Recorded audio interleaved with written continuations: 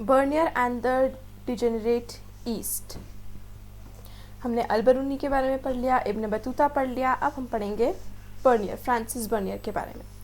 अगर Ibn Battuta ने ये डिस्क्राइब करने का सोचा होता, जो भी चीज़ उनको इम्प्रेस करी, एक्साइट करी him because of its novelty, तो Francis Bernier belong to a different intellectual tradition. मतलब इब्न बतूता को जितनी भी चीज़ों ने इम्प्रेस करा, एक्साइट करा, इब्न बतूता ने उन सभी चीज़ों को डिस्क्राइब करा है, सभी चीज़ों का अकाउंट हमें दिया है। लेकिन बर्नियर का अप्रोच थोड़ा अलग था। वो ज़्यादा प्रीऑक्यूपाइड किससे थे? कंपेयरिंग एंड कॉन्ट्रास्टिंग, जो उन्होंने इंडिया में देखा और जो यूरोप में इन जनरल देखा, फ्रांस में देखा पर्टिकुलरली। तो पर्टिकुलर इन फ्रांस और यूरोप इन जनरल में उन्होंने जो कुछ देखा वो उससे कंपैरिजन में ज़्यादा वो थे। ठीक है, उनका आइडिया जो था वो इसलिए इन्फ्लुएंस था क्योंकि पॉलिसी मेकर्स के लिए, और द इंटेलिजेंशिया से इन्फ्लुएंस था, जिनको ये था कि वो राइट डिसीजंस ले। तो मतलब वो उनका ये जो आइडिया था, ये पॉलिसी मेकर्स ने हो सकता है इन्फ्लुएंस करा होगा, क्योंकि पॉलिसी मेकर्स क्या करते हैं, जो भी पॉलिसी बनाते हैं वो अलग अलग उसके बारे में पढ़ते हैं, रिसर्च करते हैं, तब जाके उनका ये था कि वो राइट डिसीजंस ले। तो ऐसा लगता है कि जैसे ये जो फ्रांसिस बर्नियर है, इनका ये जो तरीका है अकाउंट्स लिखने का और नोट करने का, ये इससे इन्फ्लुएंस्ड है। बर्नियर्स की जो ट्रैवल्स हैं मुगल एम्पायर में, ये इसमें मतलब पूरे मुगल एम्पायर में बहुत डिटेल्ड ऑब्जर्वेशंस बर्नियर ने करी है, क्रिटिकल इंसाइट्स है, रिफ्लेक्शन है, बहुत ही मतलब डिटेल्ड उन्होंने हर चीज़ का डिस्क्रिप्शन दिया है। उनका जो अकाउंट है उसमें बहुत सारे डिस्कशंस है, जिसमें वो हिस्ट्री ऑफ मुगल्स को some sort of universal framework में फिट करने की कोशिश कर रहे हैं। तो वो कॉन्स्टेंटली मुगल इंडिया को कंटेम्प्रेरी यूरोप के साथ कंपेयर कर रहे हैं, और जनरली वो क्या करते हैं कि यूरोप को इंडिया से सुपीरियर बताते हैं और ऐसे शो करते हैं। उनका रिप्रेजेंटेशन ऑफ इंडिया जो है वो बाइनरी ऑपोजिशन के मॉडल पे वर्क करता है, मतलब कि इंडिया को यूरोप का एक इन्वर्स तरीके से दिखाया जाता है कि ये इंडिया है, ये यूरोप है, इन दोनों के बीच में जैसे कोई कंपटीशन है। उन्होंने ये भी ऑर्डर मतलब वो करा था कि वो hierarchically he also ordered the perceived differences hierarchically so that India appeared to be inferior to the Western world। मतलब हर तरीके से कि जो हायरार्कियल ये जो चीज़ें हैं, एंड इस तरीके से भी मतलब जो उसका डेवलपमेंट होते आ रहा है पूरे टाइम बीइंग से, जब से हमें मतलब पता है जिस तरीके से दोनों को कंपैरिजन में, तो इंडिया को वेस्टर्न वर्ल्ड से वो लोग फ्रांसिस बर्नियर ने इन्फीरियर बताया। The question of land ownership. Bernier के अकॉर्डिंग एक फंडामेंटल डिफरेंस मुगल इंडिया और यूरोप के बीच में क्या था? Lack of private property in the land. Mughal India में जो लैंड है वो प्राइवेट हैंड्स में नहीं था, ठीक है। यूरोप में लैंड जो था वो प्राइवेट ओनर्स के अंडर में था। तो वो बहुत ही फर्मली बिलीव करते थे कि प्राइवेट प्रॉपर्टी जो है वो बहुत ही ज़रूरी है, वो होना चाहिए प्राइवेट प्रॉपर्टी। एंड उन्हें ऐसा लगा कि क्राउन ओनरशिप ऑफ लैंड जो है वो दोनों स्टेट और पीपल के लिए हार्मफुल है। मतलब कि मुगल इंडिया के टाइम पर जितनी भी लैंड और रिसोर्सेज थी वो किसके नाम के अंडर थी? वो थी किंग के अंडर में। जो भी लोग होते थे वो उनको टैक्सेस पे करते थे कि वो उनको लैंड यूज़ करने दे रहे हैं। तो ये चीज़ फ्रांसिस बर्नियर को लगती थी कि ये जो स्टेट ओनरशिप ऑफ लैंड है, जो क्राउन ओनरशिप ऑफ लैंड है, ये बहुत ही हार्मफुल है, बहुत ही गलत है। इंस्टेड प्राइवेट ओनरशिप होना चाहिए।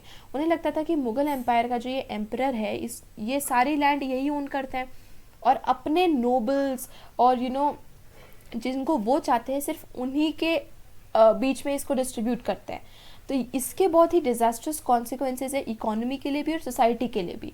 तो ये परसेप्शन जो था वो बर्नियर के लिए यूनिक नहीं था, ठीक है। बहुत सारे और ट्रैवलर्स थे जिनके अकाउंट 16 और 17 सेंचुरीज के ट्रैवलर्स जो है, उन्होंने भी यही चीज़ नोट करी और उन्हें भी यही चीज़ लगती है कि यार दिस इज़ रॉन्ग। ये जो क्राउन ओनरशिप ऑफ लैंड है, this is very disasters and harmful to the society and economy. Crown ownership, owing to the crown ownership of land, मतलब बर्नियर ऐसा आर्ग्यू करते हैं कि लैंड होल्डर्स जो है वो अपना लैंड अपने बच्चों को पास डाउन नहीं कर पाते हैं। क्यों? क्योंकि लैंड उनके अंडर में है ही नहीं, उनकी प्रॉपर्टी है ही नहीं, वो तो है क्राउन की। तो आप अपने बच्चों को दे ही नहीं पाओगे अपनी प्रॉपर्टी। तो इस वजह से कोई भी लॉन्ग टर्म इन्वेस्टमेंट वो कर ही नहीं पाते थे जिससे उनका प्रोडक्शन और एक्सपैंड हो सके, क्योंकि लैंड उनकी है नहीं, वो उसको पास डाउन नहीं कर पाएंगे। तो लॉन्ग टर्म इन्वेस्टमेंट इस वजह से हो नहीं पा रहा है। प्राइवेट प्रॉपर्टी क्योंकि एब्सेंट है लैंड में, तो इस वजह से एक इम्प्रूविंग लैंडलॉर्ड्स की जो क्लास है जैसे कि वेस्टर्न यूरोप में, वो इमर्ज नहीं हो पा रही है। और इस वजह से कोई भी ऐसा नहीं है जो लैंड को इम्प्रूव करे, मेंटेन करे, वो नहीं कर पा रहा है, क्योंकि उनकी खुद की प्राइवेट प्रॉपर्टी नहीं है। तो वो इस चीज़ को इतना करते, उस चीज़ की इतनी केयर नहीं करते, मेंटेनेंस नहीं करते। ठीक है। इस वजह से हुआ है कि एग्रीकल्चर बहुत रूइन हुआ है और रूटीन रूइनेशन ऑफ एग्रीकल्चर हुआ है, ऑपरेशन बहुत ज़्यादा है पेजेंट्री के ऊपर, और ये उनके कंडीशन, उनका लिविंग स्टैंडर्ड जो है वो कंटिन्यूसली डिक्लाइन होते जा रहा है, और उसके उस मुकाबले रूलिंग एरिस्टोक्रेसी जो है उनकी कंडीशन और अच्छी होती जा रही है, क्योंकि पूरी लैंड उनके अंदर में है, क्राउन जो है वो उनको डिस्ट्रीब्यूट कर देते हैं, और पेजेंट्री जो है वो कंटिन्यूसली ऑप्रेस होती जा रही है। Widespread poverty. Pelsaert a Dutch traveller थे और वो subcontinent early decades of 17th century में उन्होंने सब कॉन्टिनेंट को विजिट करा। तो बर्नियर की तरह वो भी बहुत ही शौक थे जब उनको ये पता चला कि कितनी ज़्यादा पावर्टी है यहाँ पर, और वो कहते हैं कि poverty so great and miserable that the life of the people can be depicted or accurately described only as the home of stark want and the dwelling place of bitter woe. तो ये कहते हैं कि यहाँ पर poverty इतनी ज़्यादा है, इतनी वाइड स्प्रेड है कि ये सिर्फ ऐसे ही, मतलब ये इसको डिस्क्राइब कर सकते हैं इस जगह को कि सिर्फ ये उन लोगों का घर है जिनको सिर्फ चाहिए चाहिए चाहिए, और बहुत ही बिटर वू मतलब बहुत हार्डशिप्स, बहुत प्रॉब्लम्स का ही यहाँ पर लोग रहते हैं। होल्डिंग द स्टेट रिस्पॉन्सिबल, वो कहते थे कि ये जो एम्परर है, रूलर है, वो ही इस चीज़ के लिए रिस्पॉन्सिबल है, और वो कहते हैं कि so much is wrung from the presence that even dry bread is scarcely left to fill their stomachs. तो बोलते कि इन पेजेंट्स के लिए कुछ बचता ही नहीं है, इनसे इतना कुछ छीन लिया जाता है कि सूखी रोटी मतलब वो तक नहीं बचता कभी कभी इनको अपने पेट भरने के लिए। द पुअर पेजेंट, अब जैसे कि पेल्सियट ने बोला, इसी तरीके से बर्नियर भी एक डिस्क्रिप्शन देते हैं पावर्टी का, पेजेंट्री का कंट्री साइड में, और ये कहते हैं of the vast tracts of country constituting the empire of Hindustan many are little more than sand और बैरन माउंटेन्स बैडली कल्टिवेटेड। तो इसमें बोलते हैं कि एंड थिनली पॉपुलेटेड। तो बोलते हैं कि बहुत ही बड़ा पोर्शन लैंड का जो है वो क्या है, बिल्कुल बैरन बंजारा ज़मीन है, ड्राई माउंटेन्स हैं, यहाँ पे लोग भी बहुत ही कम रहते हैं। Even a considerable portion of the good land remains untilled for want of laborers, many of whom perish in consequence of the bad treatment they experience from governors. तो बोलते हैं कि जो good land remains भी है, ठीक है, वो भी अच्छी तरीके से उनको लेबरर्स जो है वो अच्छी तरीके से उसका यूज़ में नहीं ले पा रहे हैं, क्योंकि गवर्नर्स उनको बहुत ही बुरी तरीके से ट्रीट कर रहे हैं। जो पुअर पीपल है, जब वो इनकेपेबल बन जाते हैं of discharging the demands of their rapacious lords, are not only often deprived of the means of subsistence but are also made to lose their children who are carried away as slaves. तो ये कहते हैं कि ये जो poor pageantry है ये अपने लॉर्ड्स को रेजिस्ट नहीं कर पाते, अपने लॉर्ड्स को रोक नहीं पाते, लॉर्ड्स जो है वो उनके ऊपर बहुत टॉर्चर एंड ट्रबल्स करते हैं, और इस वजह से वो अपनी वो अपने डिमांड्स तक उनके सामने नहीं रख पाते हैं, उनका मीन्स ऑफ सब्सिस्टेंस मतलब खाने पीने के लिए उनके लिए कुछ नहीं बचता, यहाँ तक कि उनके बच्चों को एज स्लेव्स ले जाया जाता है, तो वो अपने बच्चों को तक नहीं बचा पाते हैं। Thus it happens that the peasantry, driven to despair by so excessive a tyranny, abandoned the country. तो बोलते कि ऐसा होता है फिर इस कारण से कि वो पूरे रूलर्स से इतने जो जितने भी लोग हैं जिनके ऊपर इतना टायरनी करते हैं, उनसे परेशान होकर वो फिर कंट्री को छोड़ देते हैं और वो इतने दुखी हो जाते हैं। इस इंस्टेंस में बर्नियर जो वो है एक कंटेम्प्रेरी डिबेट इन यूरोप में पार्टिसिपेट कर रहे हैं, जिसमें कि nature of state and society को लेकर डिबेट हो रही थी, और उनका इंटेंटेड मतलब उन्होंने ये डिस्क्रिप्शन को मुगल इंडिया का दिया ताकि एक वार्निंग दे सके उन लोगों को जो कि प्राइवेट प्रॉपर्टी के मेरिट्स नहीं समझ पाते हैं, मतलब वो प्राइवेट प्रॉपर्टी के लिए डिबेट में लड़ रहे होते हैं, एंड प्राइवेट प्रॉपर्टी का सपोर्ट करते हुए वो मुगल इंडिया का एक डिस्क्रिप्शन देते हैं कि देखो यहाँ पर प्राइवेट प्रॉपर्टी नहीं है, तो यहाँ पर what is the condition of the people, what is the condition of the state.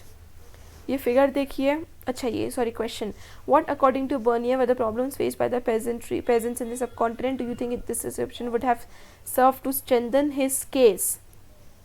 Yes, I think इस डिस्क्रिप्शन से केस जो है उनका स्ट्रेंथन हुआ होगा, because this is a real problem, and जो प्रॉब्लम्स फेस करते हैं, उनके बच्चों को स्लेव जैसे ले जाया जाता है, उनकी डिमांड्स फुलफिल नहीं होती है, उनके पास लैंड इतना अच्छा नहीं बचता है कल्टीवेशन के लिए, उनकी खुद की ज़मीन नहीं है, एंड उनको गवर्नर्स के थ्रू ऑप्रेस किया जाता है।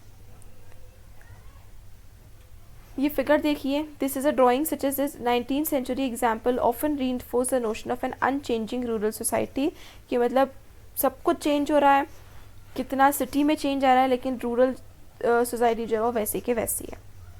As an extension of this, Bernier जो है वो इंडियन सोसाइटी को डिस्क्राइब करते हैं कि इसमें कैसे impoverished people के undifferentiated mass है, subjugated by a small minority of a very rich and powerful ruling class, मतलब पूरी जो टोटल मास है वो कितनी पुअर है, कितनी impoverished है, पावर्टी में जी रही है, और उसके कॉन्ट्रास्ट में एक बहुत ही छोटा सा पोर्शन है लोगों का जो कि रिच है और जो कि अपने रिच एंड रूलिंग एलीट जो है वो रिचेस्ट ऑफ रिच है, रूलिंग क्लास जो है वो कितनी पावरफुल है। पुअरेस्ट ऑफ पुअर और द रिचेस्ट ऑफ रिचेस्ट के बीच में इतना डिफरेंस है, और कोई सोशल ग्रुप या क्लास नहीं है जो कि इनके बीच में आ सके। मतलब बर्नियर कॉन्फिडेंटली ये बोलते हैं कि there is no middle state in India, या तो कोई बहुत पुअर है या कोई बहुत ज़्यादा रिच है, मतलब रिच वाला रिच है या पुअर वाला पुअर है, कोई मिडिल क्लास इंडिया में है ही नहीं। फिर बर्नियर जो है वो मुगल एम्पायर को किस तरीके से डिस्क्राइब करते हैं? It's king was the king of beggars and barbarians. Its cities and towns were ruined and contaminated with ill air, and its fields overspread with bushes and full of pestilential marishes. And all this was because of one reason, crown ownership of land. तो Bernier बोलते हैं कि यहाँ के जो राजा है ना इस लैंड के, वो कुछ नहीं सिर्फ भिखारियों के राजा है, बारबेरियंस के राजा। यहाँ की जो फील्ड है वहाँ पे कोई क्रॉप नहीं है, सिर्फ जंगली पेड़, जंगली वगैरह बुशेस वगैरह से भरा हुआ है। यहाँ की हवा जो है वो पोल्यूटेड है, गंदी हवा है। यहाँ के जो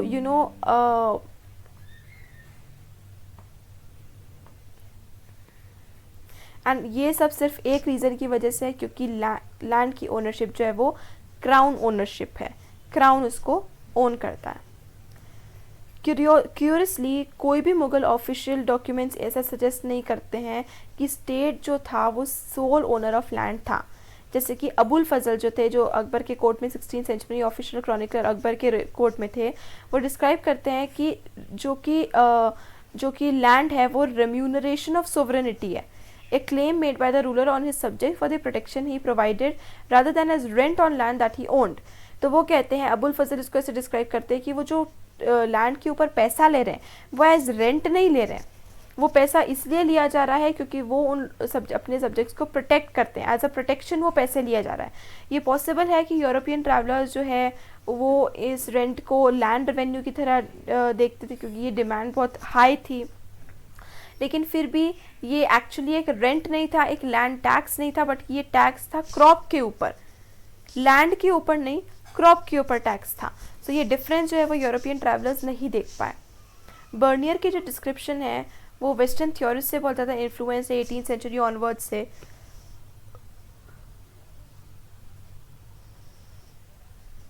बर्नियर के डिस्क्रिप्शंस को वेस्टर्न थ्योरिस्ट ने बहुत ज़्यादा इन्फ्लुएंस करा है। 18th सेंचुरी से जो वेस्टर्न थ्योरिस्ट थे उन्होंने बर्नियर का अकाउंट पढ़ा, उससे बहुत इन्फ्लुएंस थे।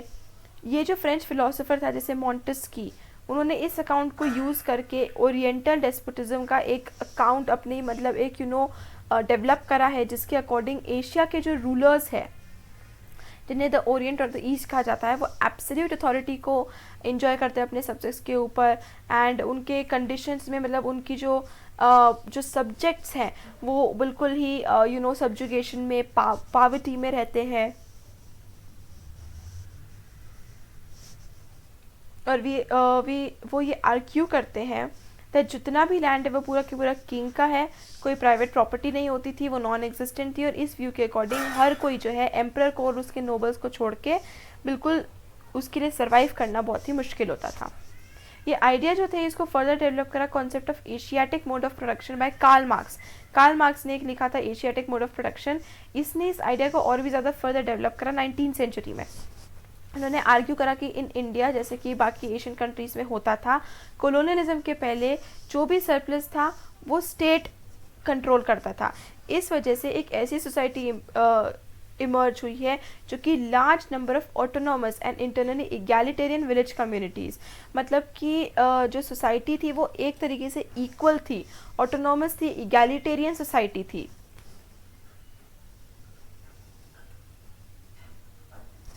जो इम्पीरियल कोर्ट होता था वो इन विलेज कम्युनिटीज़ के ऊपर प्रिजाइड करता था, उनकी ऑटोनॉमी को रिस्पेक्ट करता था, जब तक पूरा के पूरा सरप्लस जो है वो स्टेट के पास आता था। तो जो इम्पीरियल जो है वो उनकी भी ऑटोनॉमी को, उनकी इंडिपेंडेंस को रिस्पेक्ट करता था। ये एक स्टैग्नेंट सिस्टम की तरह रिगार्ड किया जाता था जिसमें कोई डेवलपमेंट ना हो, बस एक जैसा सिस्टम चलते रहे।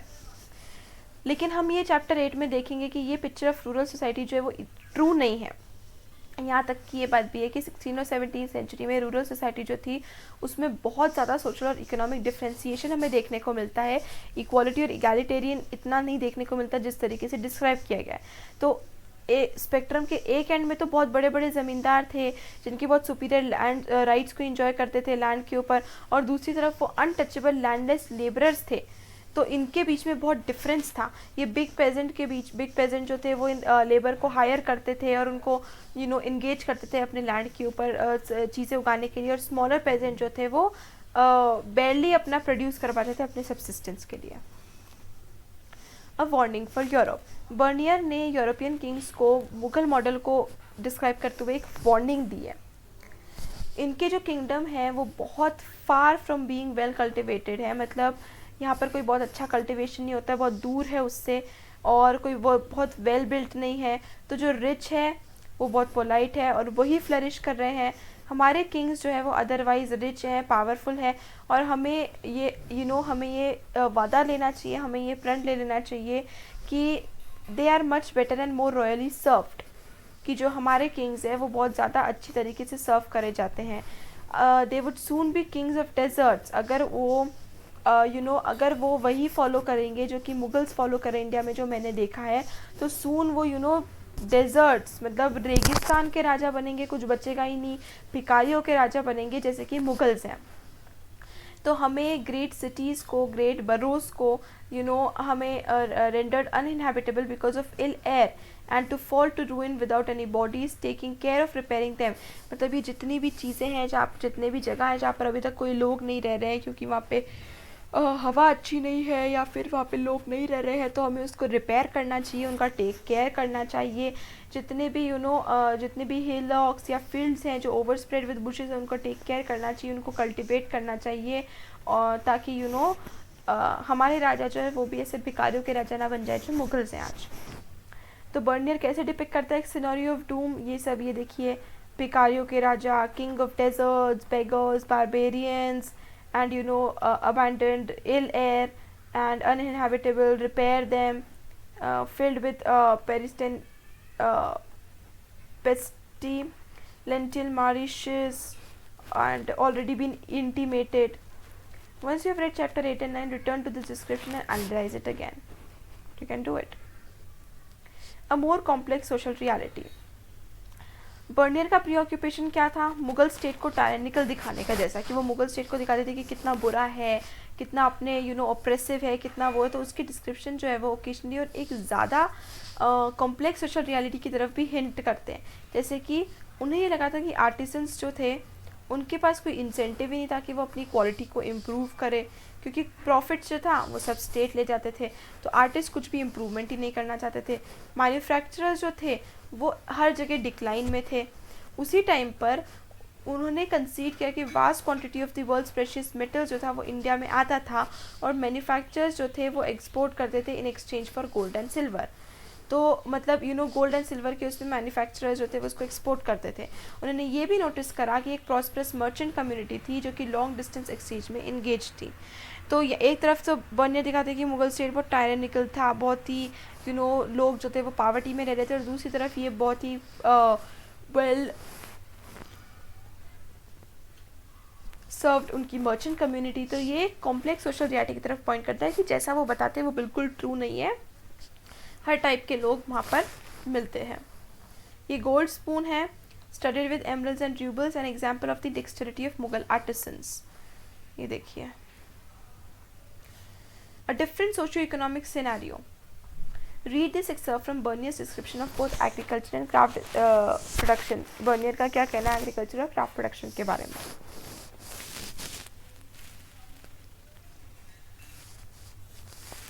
ये ध्यान में रखना इम्पॉर्टेंट है कि इस कंट्री का बहुत ही वास्ट एरिया, बहुत ही लार्ज पोर्शन जो है वो बहुत ज़्यादा फर्टाइल है। जैसे कि बंगाले यानी बंगाल का लार्ज किंगडम, और मतलब इतना फर्टाइल है कि वो इजिप्ट को भी सरपास कर जाए। और not only in the production of rice, corn and other necessaries of life, but of innumerable articles of commerce which are not cultivated in Egypt. मतलब वो कह रहे हैं कि सिर्फ इजिप्ट में जिस तरीके से प्रोडक्शन होता है उसी को सरपास नहीं करेगा, बल्कि ऐसी चीज़ें भी वो प्रोड्यूस करते हैं जो इजिप्ट में होती नहीं है, जैसे कि सिल्क है, कॉटन है, इंडिगो है, और भी बहुत सारे पार्ट्स हैं इंडिया में जहाँ पर पॉपुलेशन जो है वो बहुत अच्छी तरीके से अबंडेंट में प्रेजेंस है, लैंड भी जो है वो बहुत अच्छी तरीके से टिल किया जा रहा है। यहाँ पर आर्टिसन जो है वो नेचुरली इंटॉलरेंट है, फिर भी देयर इज़ अ नेसेसिटी कि वो अपने आप को एम्प्लॉय करे। बहुत सुंदर सुंदर carpets, brocades, embroideries, gold and silver cloth को वो मैन्युफैक्चर करते हैं। बहुत सारे सॉर्ट ऑफ सिल्क है, कॉटन गुड्स हैं जिसको वो कंट्री में यूज़ करते हैं, एक्सपोर्ट करते हैं अब्रॉड। तो ये हमें नहीं भूलना चाहिए कि गोल्ड एंड सिल्वर जो है वो हर other quarter of the globe में सर्कुलेट होने के बाद वापस आता है, ताकि वापस से हिंदुस्तान में आ जाता है, और कहीं ना कहीं वो वापस से हिंदुस्तान में पूरे ट्रैवल करने के बाद आ जाता है। ओके, सोर्स 11 से ये डिस्क्रिप्शन कैसे डिफरेंट है। यहाँ पर सोर्स 11 है तो बहुत डिफरेंट है, क्योंकि सोर्स 11 में बहुत ही अलग ही एक इमेज बताई गई है, और इसमें बहुत ही अलग इमेज दिखाई गई है एग्रीकल्चर और प्रेजेंट्री की।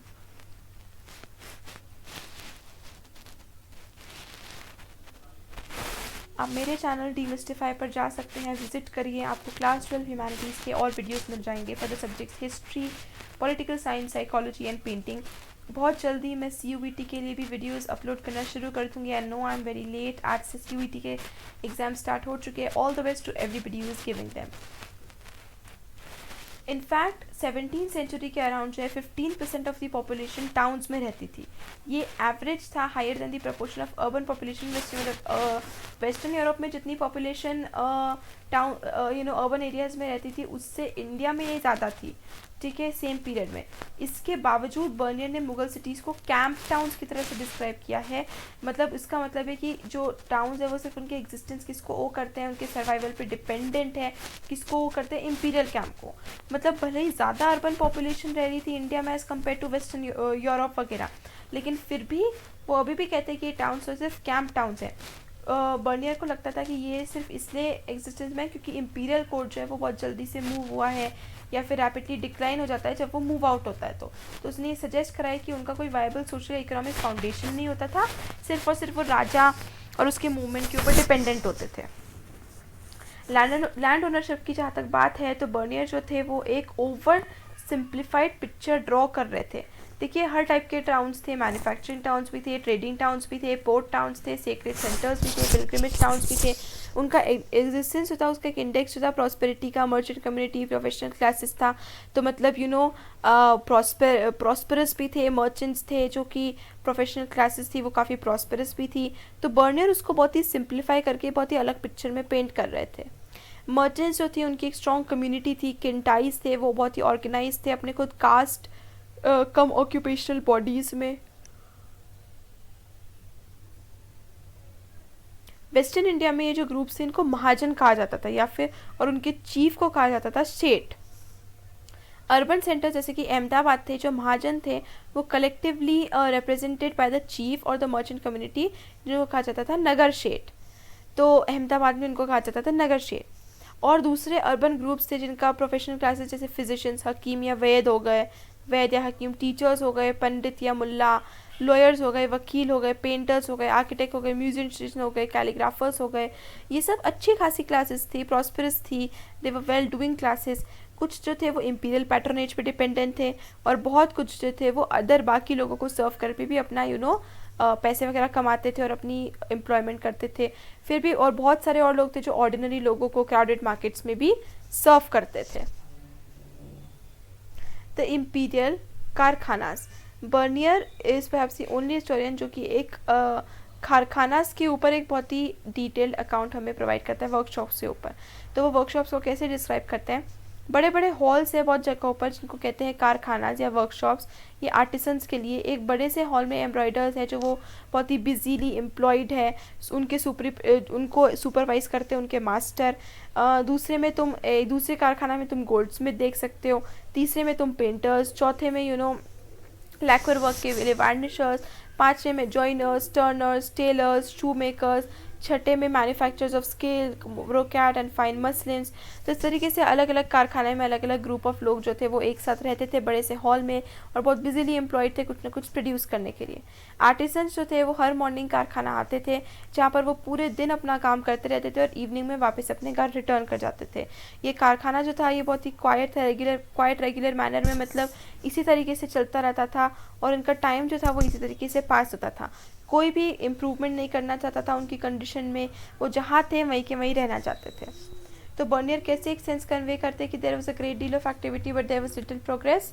ये पूरा पैराग्राफ जो है इसमें कि वो अपना पूरा टाइम तो वहाँ पर स्पेंड करते थे लेकिन इम्प्रूवमेंट नहीं करते थे, जैसा चल रहा था वैसे ही चलने देते थे।